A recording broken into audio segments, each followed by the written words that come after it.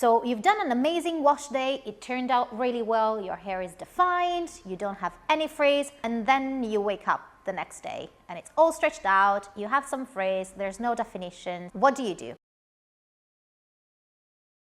I need to do a little disclaimer. I personally hate refreshing. For me, a successful wash day is one that lasts me at least 3 to 4 days without me having to do anything to it. Obviously, it won't look as good as on the first day for those 3 or 4 days, but just good enough to go out is what I'm aiming for. Wash days are not always that successful. If you have short hair or a looser curl pattern or fine hair, you might find that you actually need to refresh more often than someone who has my hair type. What do you do if you're in that situation? Let's go to the bathroom. First, I assess my hair and I identify the frizziest areas. The goal here isn't to make the hair perfect, but to fix the frizzier pieces to earn 1 or 2 more days out of your wash day. You start by wetting your hands and massaging the water on the areas that are more frizzy until you feel it has returned smooth. You want to work curl by curl rather than slapping it on a big section of hair at a time. Then you add in a tiny little bit of the same styler that you used on wash day. There are products that you can use just for refreshing, but I find that just using your regular styler works as well, and you don't have to buy an extra thing. You can finger coil the more frizzy areas and scrunch it to make it spring back to really make sure the definition returns. I tend to place more attention on the face framing pieces and on the ends, which tend to get more frizzy. As long as the pieces on the outside look good, then the whole hair will look fine. You don't have to refresh every single curl. If you have some big curl clumps that join together too much, you can separate them to gain more fullness on your hair. And finally, I focus on my problem areas. The place behind my neck tends to stretch out and tangles a lot in between washes. I go ahead very slowly and gently,